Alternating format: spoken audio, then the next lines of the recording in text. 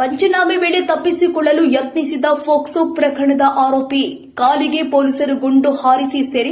ಆರೋಪಿಯನ್ನ ಕಮಲಾಪುರದ ಮಂಜುನಾಥ್ ಅಂತ ಗುರುತಿಸಲಾಗಿದೆ. ಸದ್ಯ ಬಳ್ಳಾರಿ ವೈದ್ಯಕೀಯ ಕಾಲೇಜು ಮತ್ತು ಸಂಶೋಧನಾ ಸಂಸ್ಥೆ ವಿಮ್ಸ್ನಲ್ಲಿ ದಾಖಲು ಮಾಡಲಾಗಿರುವಂತದ್ದು.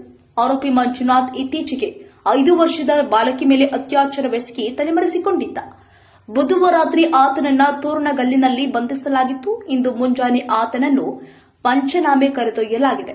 ಈ ವೇಳೆ ಪೊಲೀಸರ ಮೇಲೆ ಹಲ್ಲೆ ಮಾಡಿ ತಪ್ಪಿಸಿಕೊಳ್ಳಲು ಆತ ಯತ್ನ ಮಾಡಿದ್ದಾನೆ. ಆಗ ಪೊಲೀಸ್ ಸಿಬ್ಬಂದಿ ಆರೋಪಿ ಕಾಲಿಗೆ ಗುಂಡಿನೇಟು ಹೊಡೆದಿದ್ದಾರೆ. ಪ್ರಕರಣ ಬೆಳವಣಿಗೆ ಕುರಿತು ಜಿಲ್ಲಾ ಪೊಲೀಸ್ ವರಿಷ್ಠಾಧಿಕಾರಿ ಡಾ ಶೋಭಾರಾಣಿ ವಿಜಿ ಮಾಹಿತಿ ಕೊಟ್ಟಿದ್ದಾರೆ.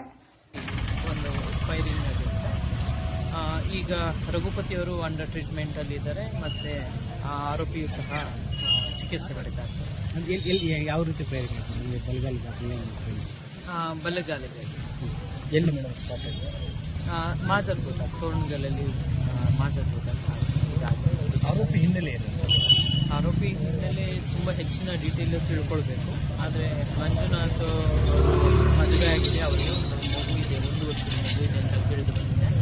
ಮತ್ತು ಇವರು ಸಣ್ಣ ಪುಟ್ಟು ಅಫೆನ್ಸ್ ಮಾಡ್ತಾ ಇದ್ರು ಅಂತಾನು ತಿಳಿದು ಬಂದಿದೆ. ಇನ್ನು ಡೀಟೇಲ್ಸ್ ಕಂಪ್ಲೀಟ್ ಗೊತ್ತಾಗಿಲ್ಲ, ಬಿಕಾಸ್ ನೆನ್ನೆ ನೈಟ್ ಸೆಕ್ಯೂರ್ ಆಗಿರೋದ್ರಿಂದ ಕಂಪ್ಲೀಟ್ ಡೀಟೇಲ್ಸ್ ತಿಳಿದೆ ನಾನು.